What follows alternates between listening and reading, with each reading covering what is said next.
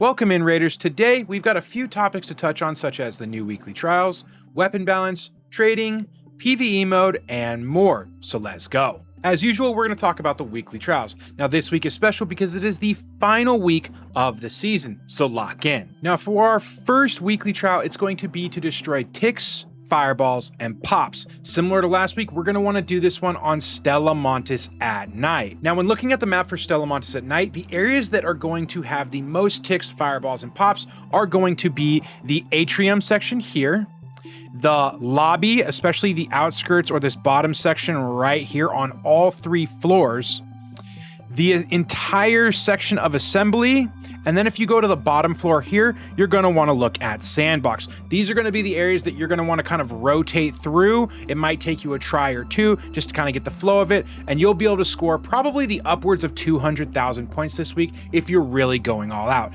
Otherwise, if you're just looking to get 3 stars, this should be super easy. Now for the next one, we have search supply drops. Now, in my opinion, you can do this on any map, but the best one is going to be Dam. Now, if you come to the MetaForge app and you go to the interactive maps and you select Dam, you're going to want to hide all, turn on labels, head down until we get to the supply call stations so that you have all of the potential supply call stations spawns marked. Again, do this at night. It's going to make your life a lot easier as you're going to be scoring 2 times the points.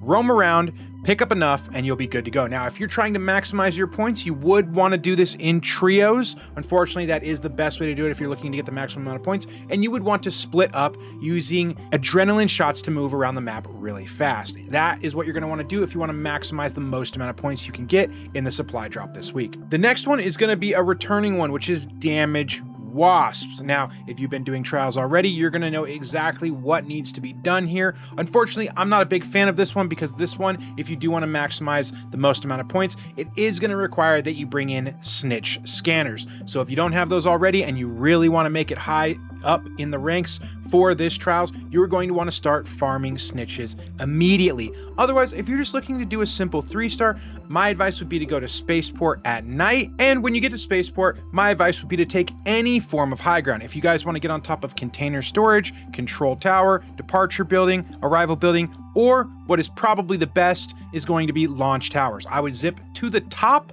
bringing in Osprey, pulling snitches and wasps towards you, and just killing as many as you can. Again, if you do want to reach the highest score, you are going to need snitch scanners, but if you just want a 3-star, this should be enough. For our next one, we have damage bastions. Now, this one is kind of new. We've had ones that included bastions, but were not bastion exclusive. For this one, I definitely advise going to Spaceport. The reason that we want to go to Spaceport is because Spaceport has the most potential bastion spawns. It has a total of 6 if we're doing this at night. All right, this is going to allow you to kind of rotate in a circle around the map, killing as many bastions as possible, and then extracting once you're ready. For our last and final trial is damaging queens or matriarchs. Personally, I don't like this one very much. I'm sure a lot of you would understand that when it comes to farming queens or matriarchs, it's extremely risky because you're bringing in very expensive kits, and there are players out there looking to grief you to make a profit off of you, making this one extremely difficult. Fortunately, this is not going to be the trial that is going to amass you the most amount of points this week. It's definitely going to be destroy ticks, fireballs, and pops, and damage wasps. So I wouldn't focus too much on queens or matriarchs, but obviously how you get this done is quite simple. Go to a queen or matriarch event, bringing hole crackers, legendary weapons, wolf packs, and deadline mines, and do as much damage as you possibly can and get out alive. Make sure to bring a hatch key because these cannot be done during any of the major map events that don't let you use hatches, so bring that hatch key so you can get out once you've done that damage. The next topic that we're going to jump into is a mechanic that's been getting a lot of talk in the community recently, and that is the ability to ping raiders inside of bushes and smokes. If you take a look at this clip right here by fighting_ishboy, you can see that he was able to spam pings at the bushes, and once it hit a raider, it gave a live ping, which allowed fighting to take a shot, hit the player, and actually knock them out. Now, I don't know about you guys, but to me, this seems like an unintended mechanic. Obviously, it's something that we should be using until Embark decides whether they want to keep that in the game or remove that from the game. But let me know what you guys think. Do you guys think that this mechanic should stay or go? Personally, I think it should go. I think pinging people inside of bushes or smokes when you can't actually see them doesn't make a lot of sense, but maybe I'm wrong. Another topic we need to talk about is weapon balance, right? Now, a lot of you might be thinking, are we going to be talking about the Stitcher versus the Bobcat? That's another conversation that we're not going to be having today. Today, we are instead going to be talking about something that's been flying under the radar, but has been surfacing recently, and that is the KETTLE and its uncapped fire rate. What do I mean by that? Well, if you take a look at this clip here by huge_glass7737, you can see where he showcases the ability, even on a controller, to tap so fast that you can melt your targets in less than a second. This puts the tier 1 KETTLE at one of the highest and fastest time to kills in the entirety of Arc Raiders. Now, the bigger problem that comes with this is that with an uncapped fire rate, both console and PC users can enable macros to maliciously defeat players in an unfair advantage. I feel like the only way to solve this is for Embark to put an obvious fire rate cap on the weapon, but you let me know what you guys think. Trading is a topic that I've heard discussed a lot recently, especially regarding the Expedition, and when that topic is brought up, some people seem really confused on whether trading is allowed or not allowed. Now, I just wanted to bring this up here from the community manager Birdie, where Birdie said, we don't allow trading in this Discord server. Birdie also said, trading is not against TOS. We just don't allow people to perform trades in this Discord server. This means that yes, you are allowed to trade in Arc Raiders, just not within their official server. Now, with trading as the topic, I want to touch on the fact that the Expedition is coming really soon. And with that, a lot of people are talking about how they would be able to trade their blueprints from themselves to either an alternate account or to a friend, allowing them to, after the Expedition happens, be traded back those blueprints so they can start their next wipe inside of Arc Raiders with an advantage. Now, some of you have a problem with this and some of you don't.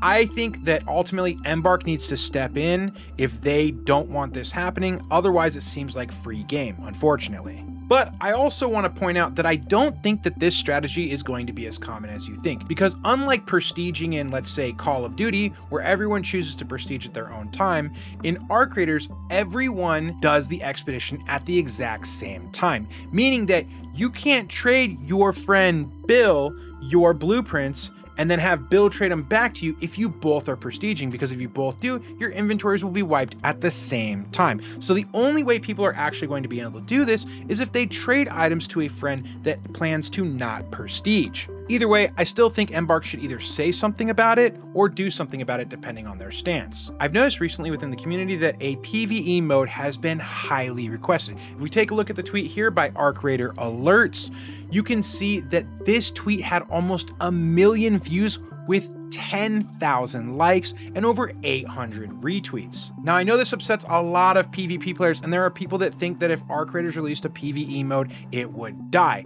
However, I do think that there are currently examples out there that show that this would not be the case. Example 1 would be Helldivers 2 and its immense success. You can see with Helldivers 2 that a PvE extraction shooter can be good and can be enjoyed by millions of players. Now, another and even better example would be Tarkov. It started as a PvE extraction shooter, but later added a PvE mode. Forbes went on to cover this topic, stating that around 50% of Escape from Tarkov players are playing the PvE mode by the end of a wipe, according to the game director Nikita, who has revealed the player split between the two modes.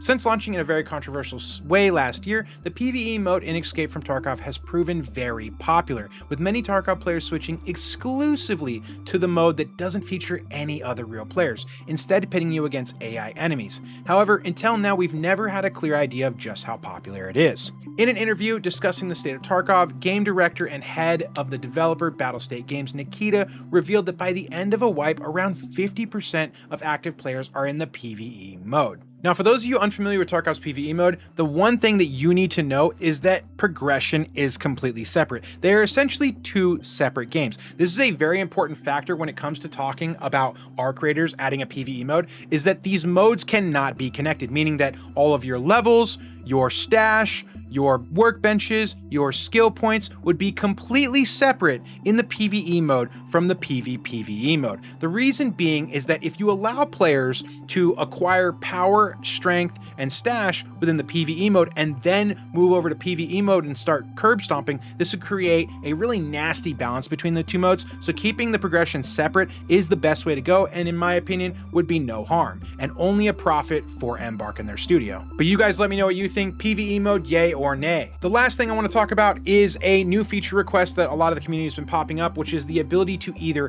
have a key ring or let us stack keys. I know a lot of us have dealt with the frustration where we have a ton of keys in our inventory, it's taking up a massive amount of our stash, and because we can only bring in one inside of our safe pocket each raid, it really makes trying to get through those keys really difficult. I think letting us either stack these keys or, honestly, in my opinion, a better idea, having a key ring to let us bring in, let's say, 3 keys per raid. Maybe we even have to unlock this through a quest or through something else within the game. I think that would be awesome. I think that would alleviate a lot of the issues with the key system, outside of the fact that locked rooms do seem to be a little bit lacking in loot, but that's another topic that we can talk about another day. For the end of the video, I want to go over the best comments from our last video where we talked about the new weekly trials, mix and match cosmetics, pay to lose skins, returning glitches, customizing Raider Den features, quick use wheel improvements, and much more. The first comment's from Seth Russo 45, which said, one quality of life change I would love is for weapons to repair when you upgrade them.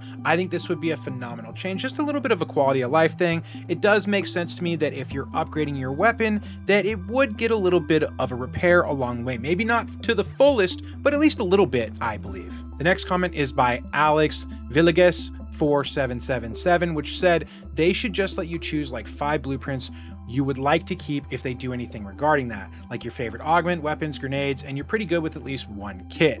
What Alex is referring to is the ability to keep blueprints after we do a reset via the expedition. It does feel like losing all your blueprints is a major con when it comes to doing the expedition process, especially when the game over time is really only going to get more blueprints, and blueprints are already very difficult to get as is. A comment by Getty Costella 8439 said, I really hope they add custom loadouts, say like 3 you can choose from that the player created. I think this would be incredible. I think if there's one thing that I'd like to see most would be custom loadouts to reduce the amount of time we spend at the menu. I love the idea of custom loadouts, as I already love the idea of free loadouts. One of my favorite things about free loadouts is the fact that once I get out of a match, I can just click free loadout and get back into the action. Next comment is by Going to Die, which said, yes, we really need better quick use menu, but also a better gliding on objects. Man, I have so many micro stucks because of small objects at walls, etc. Killed me a lot of times.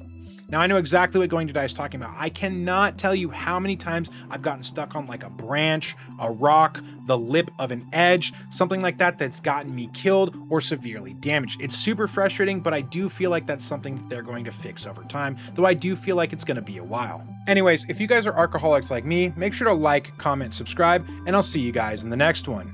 Peace.